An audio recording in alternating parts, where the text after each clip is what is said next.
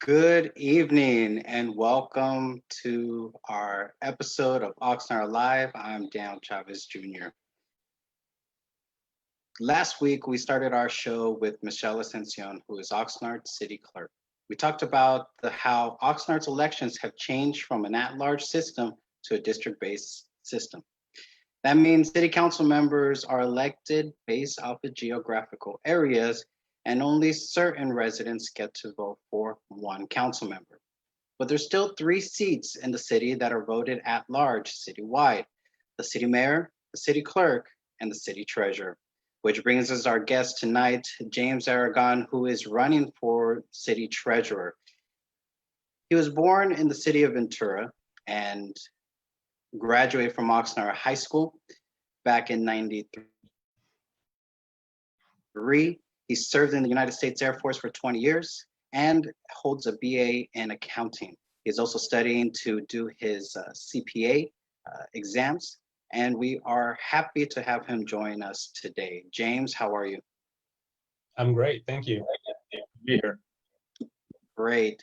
So thank you for your service. It's very much appreciated. 20 years in the United States Air Force, that's pretty amazing. So thank you for that. Absolutely, thank you. So let's get right into it. Now you're trying to go for the city treasurer position, which is still one of three elected positions that are voted at large. So what led you to decide that you want to run for office in Oxnard? Well, it actually came fairly late. I had always considered running for office, but I'm pretty busy. I could really dedicate the time. I got my MBA 4 years ago, and as I was getting to California, I decided I wanted to get a CPA certification. So I took accounting classes, ended up getting a BA in accounting also, and so I've been doing that for some time. But now I have time, and I just had some folks approach me and ask me if I thought I would be interested, and I looked at the situation and I thought it was a great time to do it. A couple things are happening.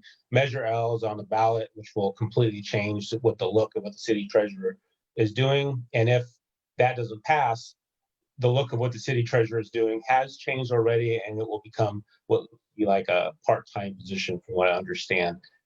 Not a full salary position. So either case, I think there's a lot of opportunities. I know there's been a lot of tension through the papers. I don't know firsthand any of the information, obviously, but so I might, a new person, new relationships, and maybe be a positive impact in that regard. So I'm glad you brought up Measure L, because that is the one that directly affects the city treasurer position. And many of our residents aren't 100% sure what exactly it does. So can you explain a little bit what Measure L is and what it ultimately does? In essence, what you have currently is a hierarchical system where the city manager acts as the chief manager of operations. He's responsible for two different things. He's responsible for operations, but he's also responsible for the financing of those operations.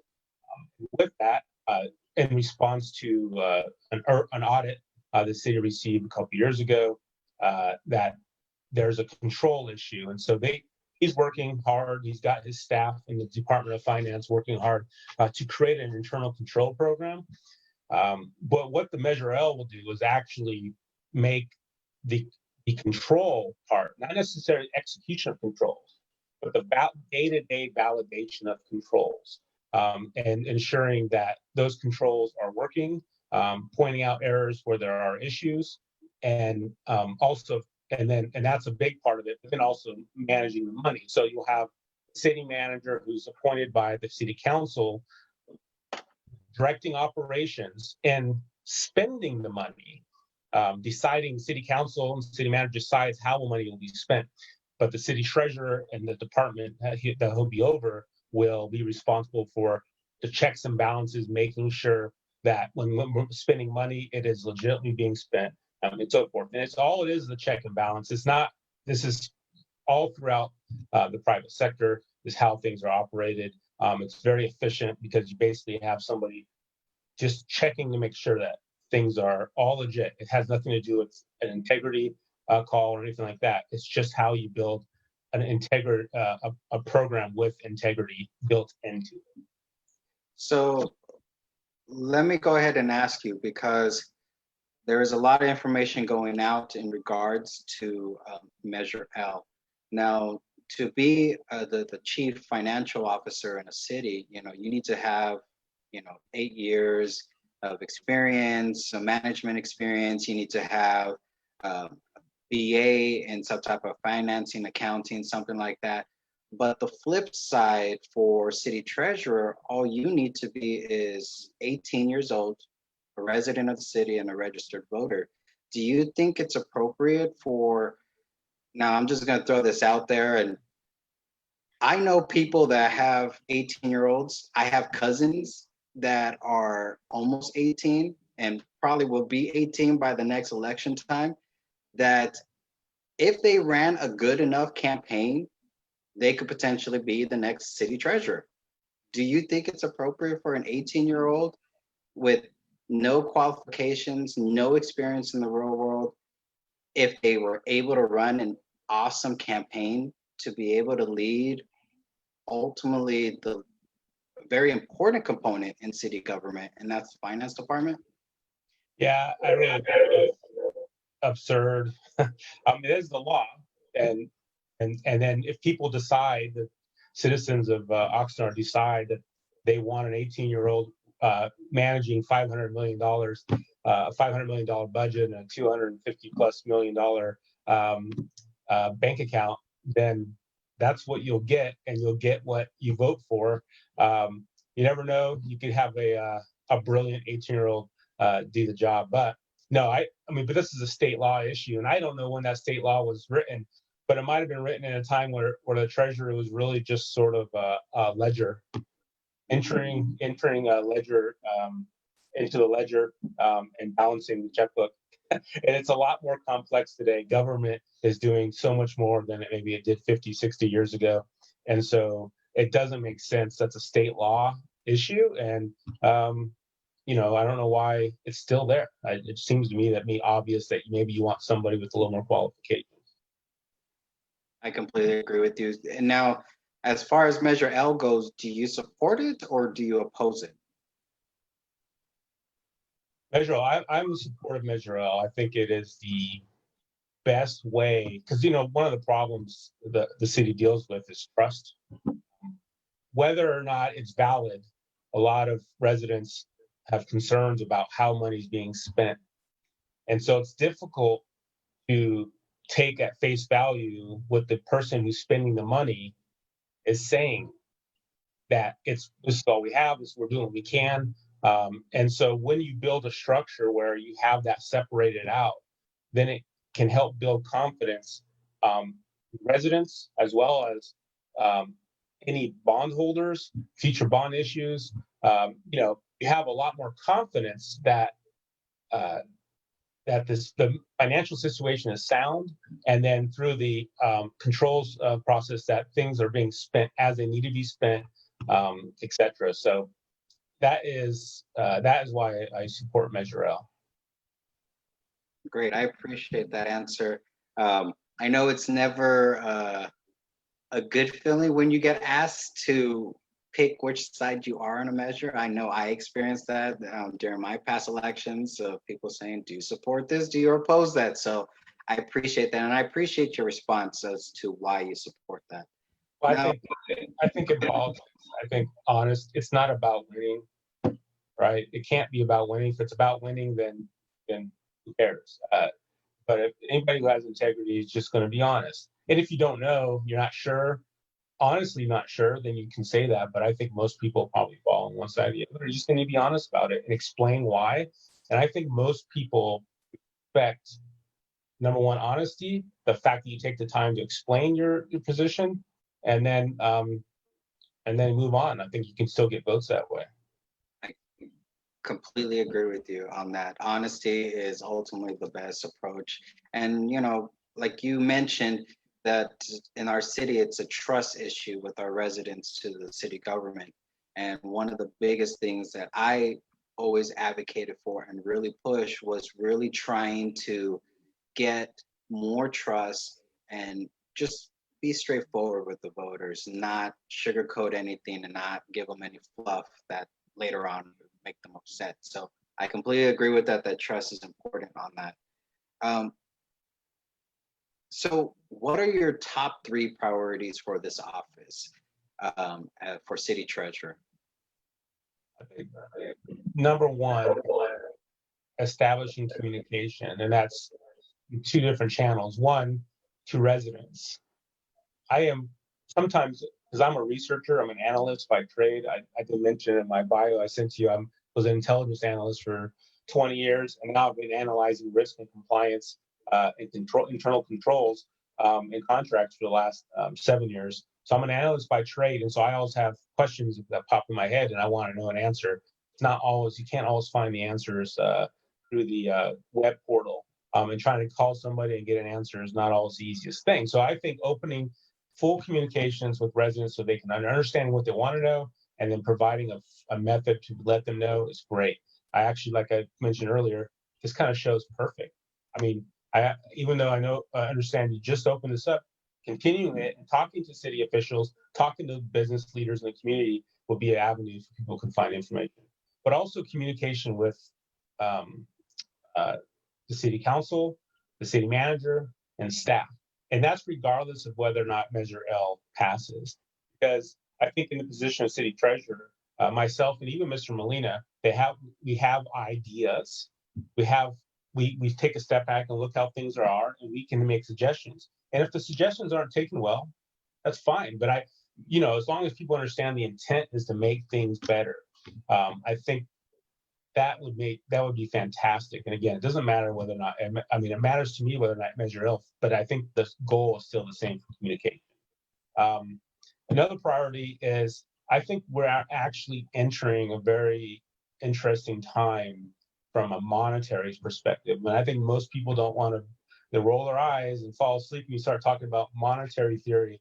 But really all this is that we're unprecedented times. Like, I understand that the city just has cash sitting in a bank account. Normally they invest in bonds.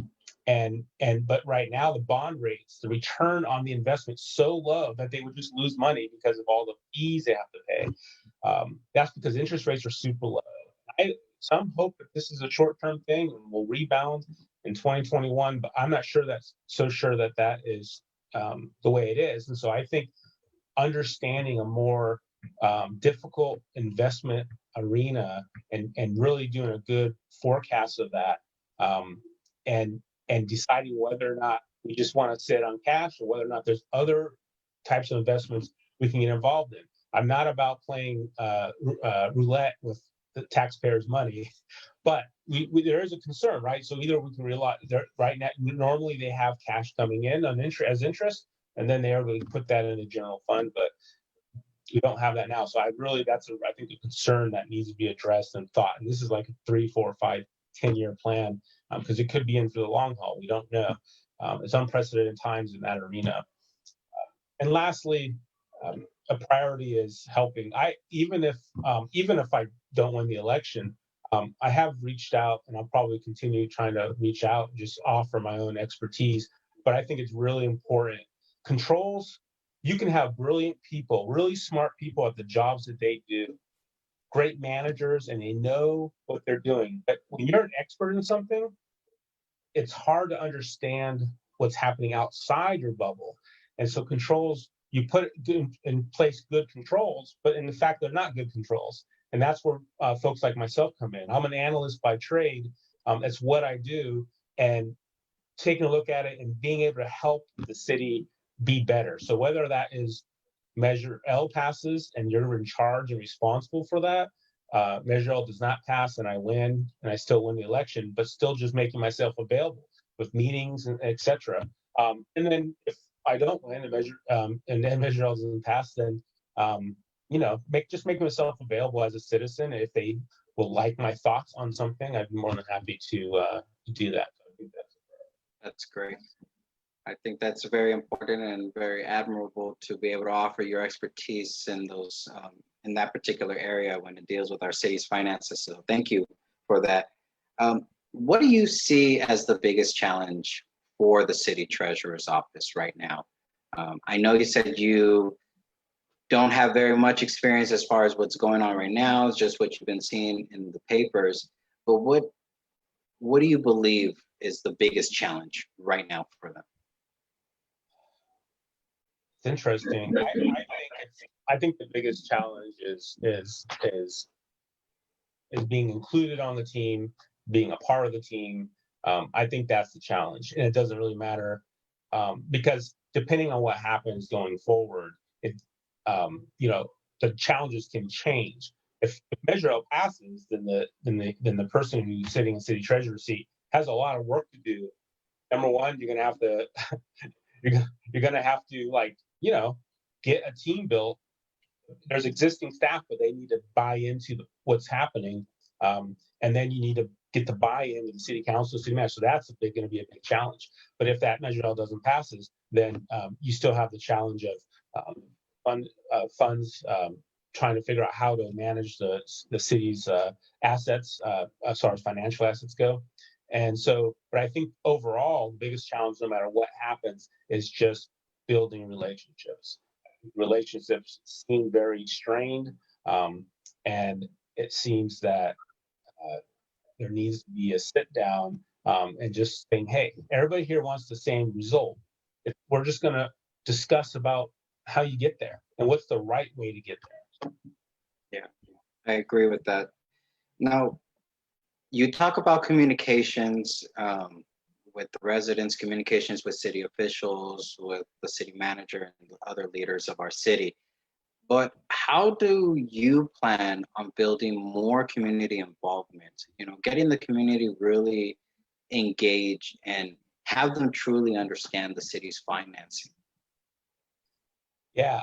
Well, first of all, there's web portal, but not everybody even has access to that. One of the things I think that maybe can be doubled down on are these neighborhood councils. And where there's not a council, like for example, I don't know if Lemonwood has a council, but if there's not a council, there's still people in there that are natural leaders within the neighborhood, and just making sure that there's a regular engagement and providing information for that locality. Like you don't want to go to a South Side neighborhood and brag about the tree trimming that happened in my neighborhood in North Side, right? I mean, you want to engage with them and say, this is what's happened. This is why we can't do this right now because we just don't have money. But what we are doing is this, and this is how much money is being spent here. You can compare it to how else money is being spent in the rest of the city and give people the idea that, hey, they are getting their fair share. They are getting what they deserve. Or if they're not, then that's a way to recognize it, right? But and find solutions about what they can do, what can be done in the neighborhood. Because I think neighborhood by neighborhood decisioning is probably the most important.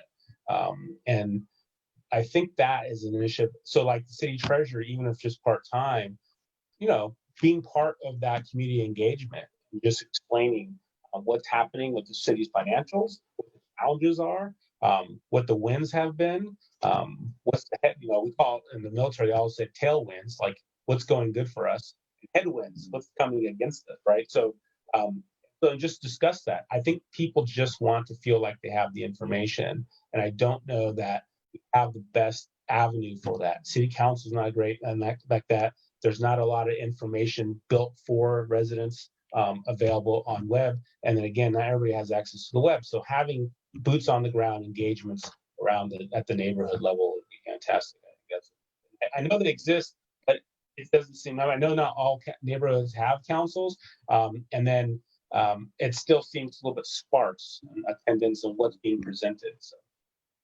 I agree with you. And yes, we do have the neighborhood councils, and not all of the neighborhood councils are as active as others. And especially right now during this pandemic, neighborhood councils haven't been meeting, and there's really no other line of communication for them. But we do know that Gabe Turan, who is part of the INCO and who also chairs Fremont South, he has been meeting with his neighborhood through Zoom. And I know he's been trying to work with the city to try to educate the other neighborhoods so that they're able to still keep that communication. So I like your idea of saying that reaching out to the neighborhood councils and getting that, distributing that information to them, because uh, there are a lot of leaders in those neighborhoods.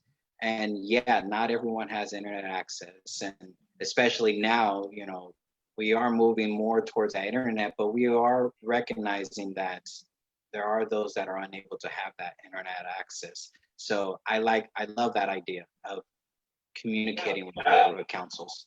Yeah, there's always. I was I didn't know that. I think Mr. Perella at the last city council meeting pointed out about the park recreation.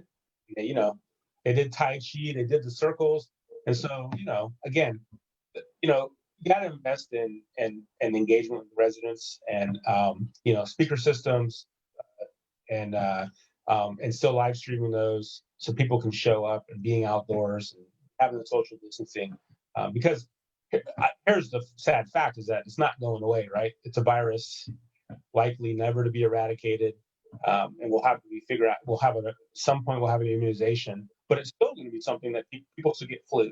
And so this is still going to be a concern. And so I think we just have to realize how we're going to interact in the next 5 years. I mean, are we still not going to be having meetings at city councils because of this? So I think there's a lot of decisions that need, and reasonable decisions, not based in fear, but based on reality that need to be decided. But yeah, I think you're right. I completely agree with that. This is something that our leaders on all levels are going to have to really recognize what's the most responsible way for communities to move forward. So I know you touched a lot on what you used to do, in the military, what you do now, but between you and Molina, what makes you the best candidate to take over that office? And I say that not so that you can mudsling or anything. I say that because he is the incumbent. He does have that seat, and he is the former CFO for Oxnard years ago. So what makes you the best choice to ultimately unseat him? Yeah, that's a great question. A very fair question.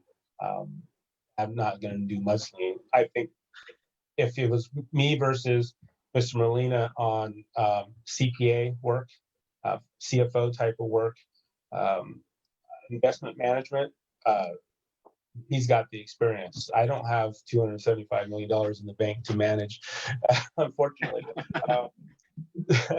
But yeah, so he definitely has that expertise above me. And I would have a lot of learning to do.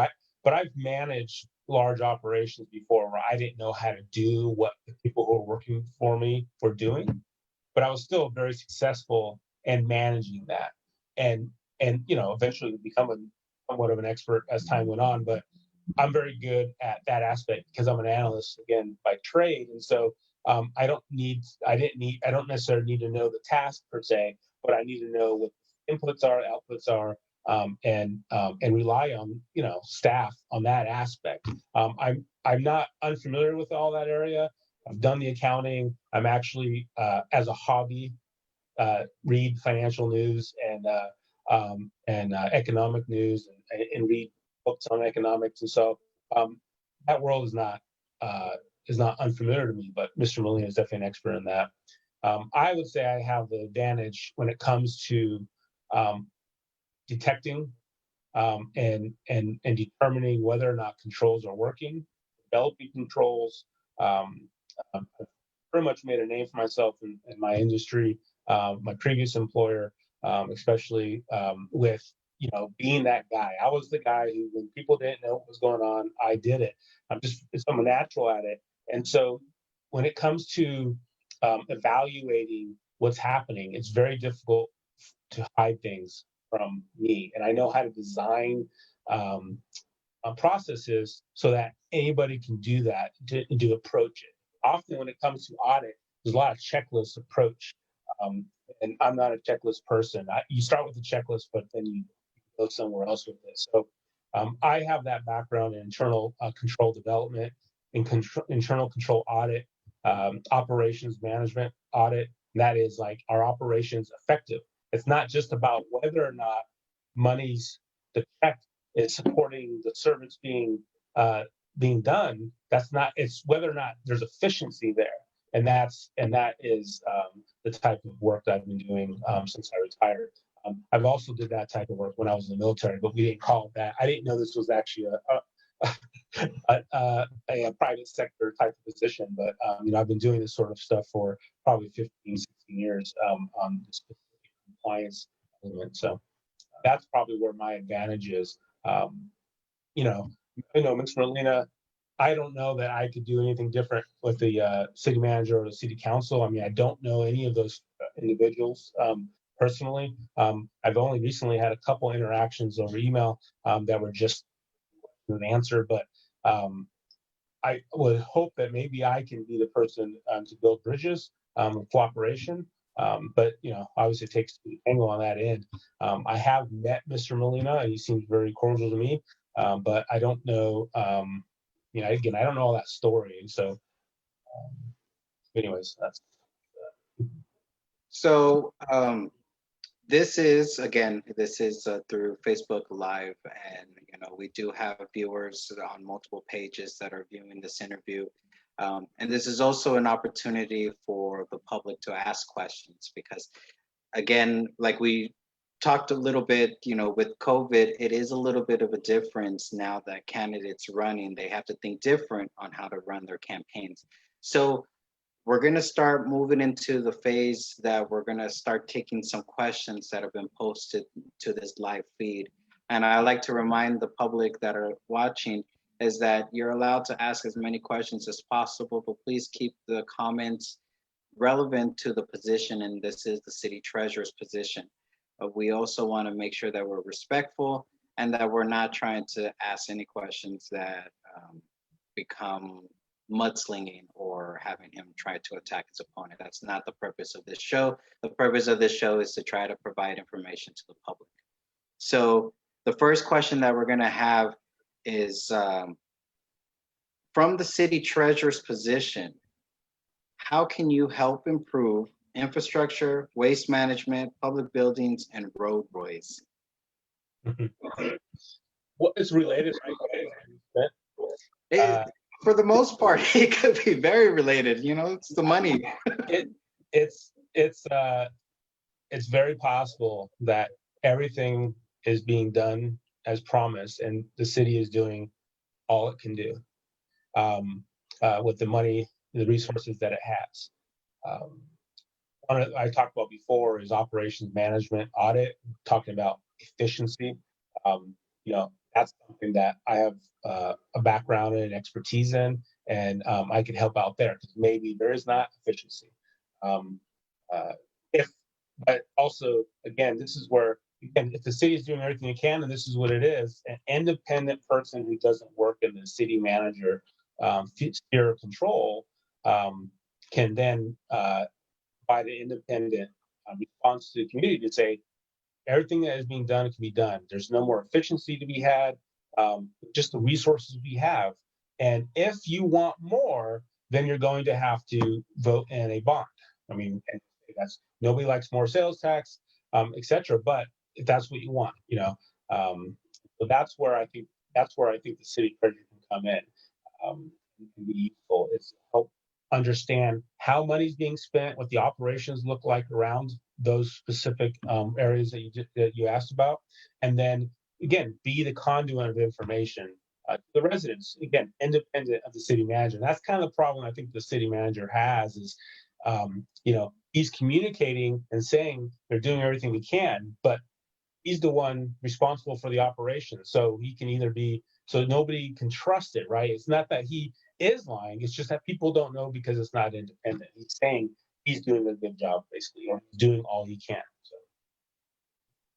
So I do. This is not one of the questions that came from the public, but you did mention in regards to sales tax, and that is coming to the ballot this election cycle. Where do you stand on that? Are you in favor of it? Or are you against it? Um, Yeah, and you're in favor of it, please share why. And if you're against it, please share why.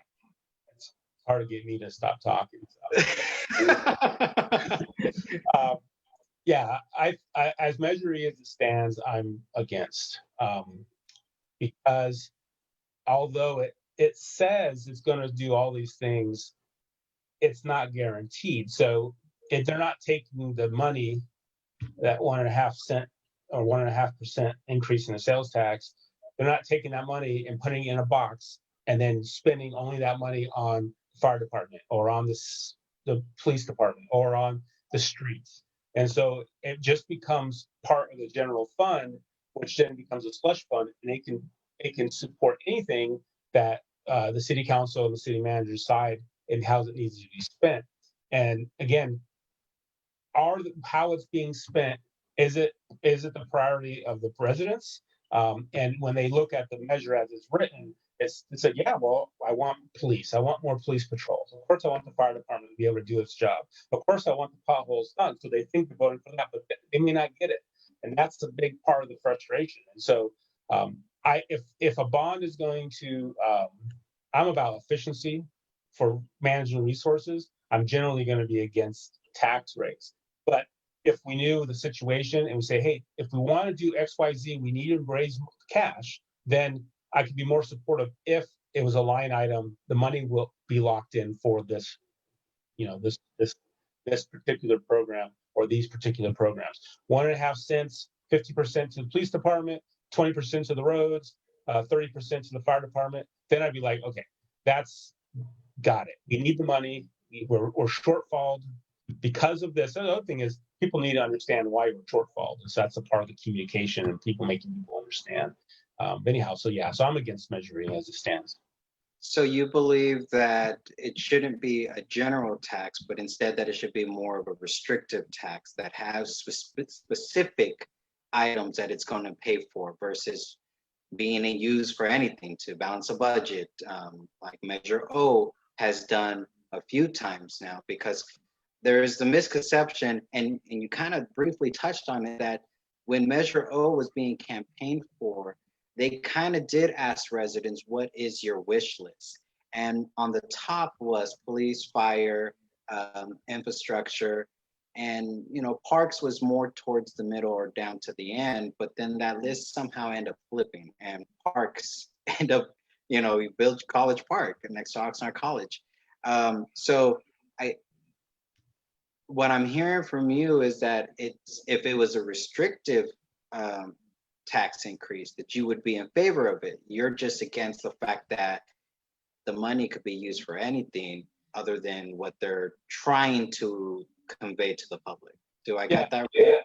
Yeah, my vote would still be no on Measure E, but I probably wouldn't be vocally against it because, again, I think the biggest problem, like I said, with the city is trust.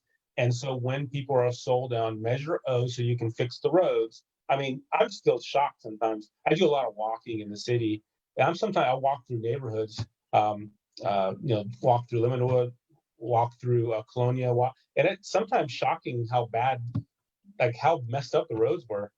I mean, you can drive on roads and get a headache, and so it's kind of shocking that those roads are not fixed. And I don't really know anything about the decision behind that. But when people are told we pay this tax, we're going to fix the roads, they think my road's going to get fixed. And then, and back, to the efficiency, because it's on my mind. Recently, maybe it was a year ago, but they repaved, or they did some work on, not Victoria, Valencia, and they redid the entire island. Mm-hmm. And it was not. I was like, oh, I thought they were getting rid of the island and make a new lane. They got rid of the island and redid the island. For what purpose? It was perfectly fine. So Vineyard, excuse me, I said Valencia, Vineyard, they did that. And so that's like the type of efficiency things I'm talking about. Is like sometimes these projects don't make any sense when there's very bad roads on the south side. So Yeah. So anyways, yeah. So I think, yeah, I generally not, I really think you need to have the books really understood before you decide, yes, we need more revenue.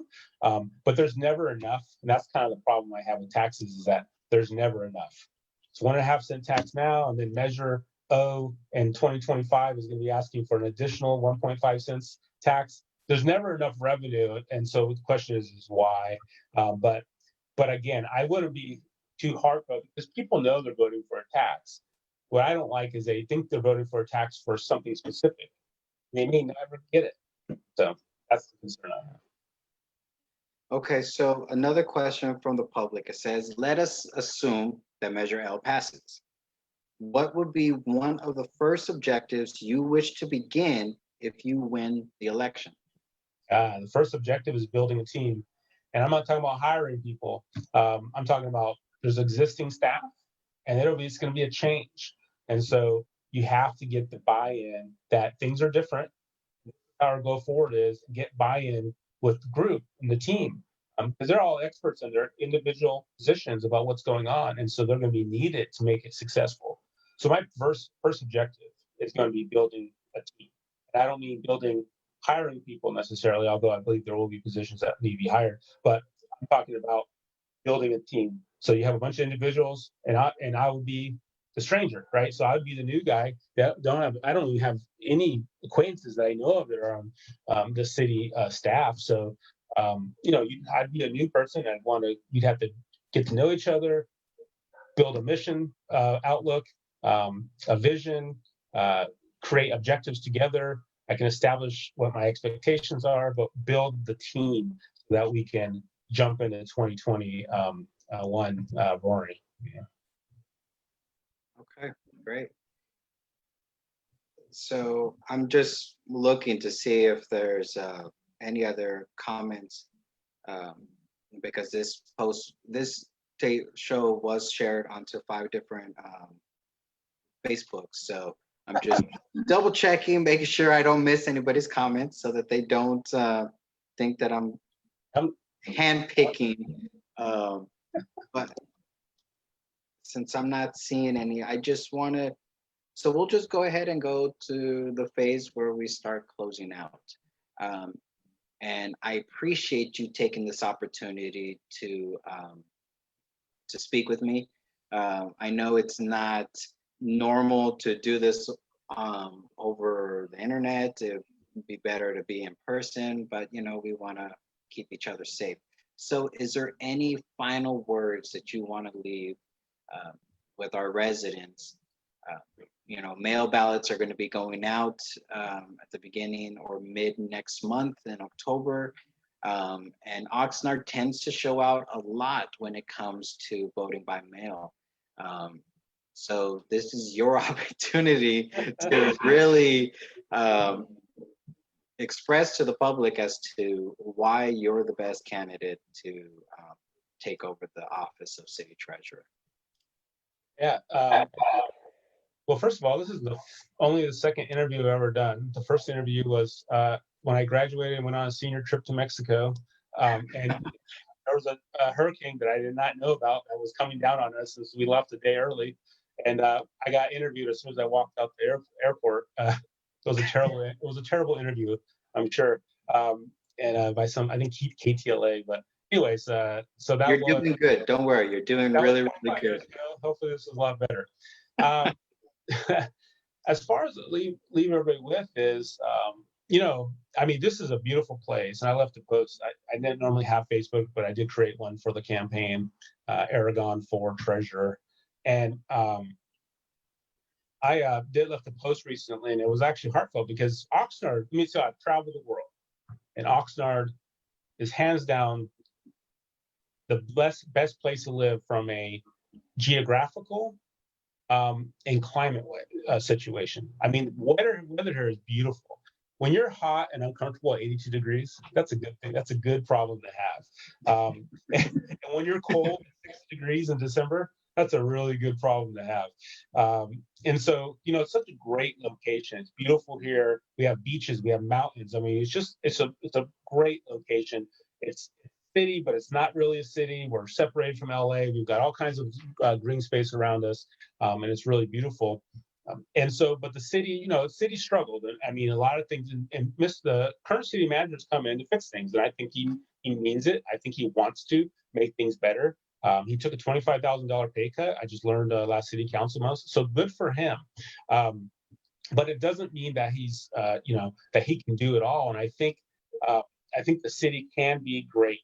It's up to the residents if they want to pay an extra 1.5% tax, sales tax. They just need to know that they don't know where that money is going to go. And so they just need to know that when they're buying it, their streets may not be fixed. They may not get more officers patrolling. They just don't know because it'll be just dependent on how the city council and the city manager wants to manage that inflow. There are 4 measures that I think all make the city better. And that's F, L, M, and N. They're all different measures. F is about helping developments go quicker and letting the permit process shrink. Instead of over a year, it could be a couple months.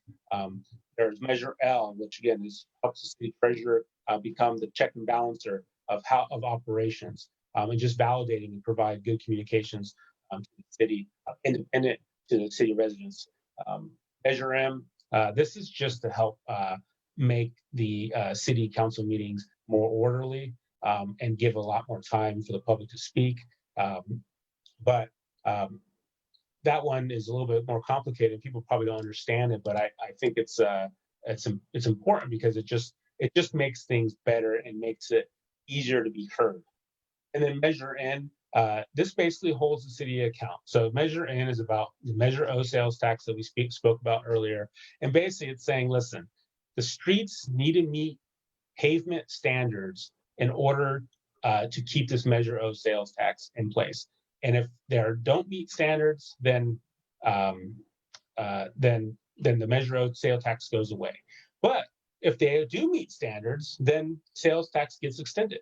And so it just basically does what the Measure O didn't do, which is basically say, this is how the money needs to be spent because the residents want it. So, but again, it's all about making the city better. It's not about pointing fingers. It's not about saying you're not good enough or anything like that, but it just you need good controls in the city to make sure the residents are getting what they're paying for, what they want. And maybe they are, but they don't know it. So we need to build good communications. Expect good communications from your city management and your city leaders. Great. Again, thank you, James, for joining me tonight. Ladies and gentlemen, James Aragon, who is a candidate for the Oxnard City Treasurer position. You can visit his Facebook page, facebook.com/Aragon4 Treasurer.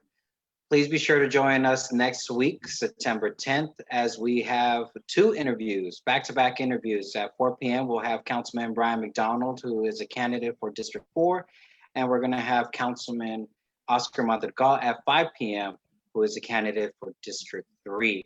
So as always, this is Oxnard Live with your host, Daniel Chavez Jr., all live and 100% real. Thank you, everybody. Once again, thank you, James, for joining me in this conversation. And everyone, have a good night. Thank you.